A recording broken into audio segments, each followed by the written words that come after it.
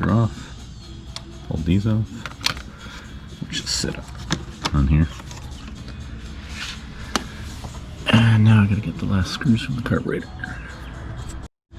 Alright, there's a carburetor screw in here. In order to pull this plastic air filter off, you can access it through here. And when you go through there, if you can see that at all, there's a spot. And that'll unscrew it.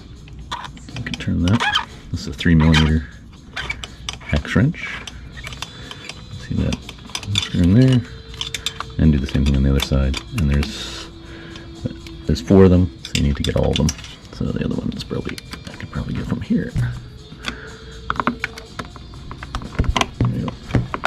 Just need to loosen them off a little bit so they'll allow that whole air filter to come off. That should be loose enough.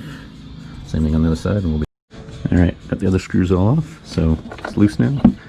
This basically is the last hose to come off, and then you can lift the whole thing out of there.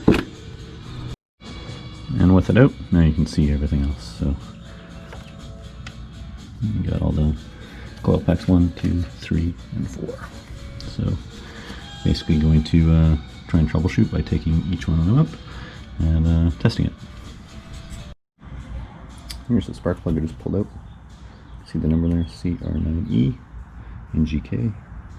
So that's the one we're looking at.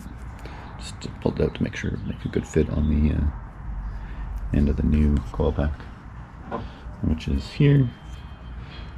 And I was just checking the end to make sure it make a good fit, and it does. So it's basically ready to install.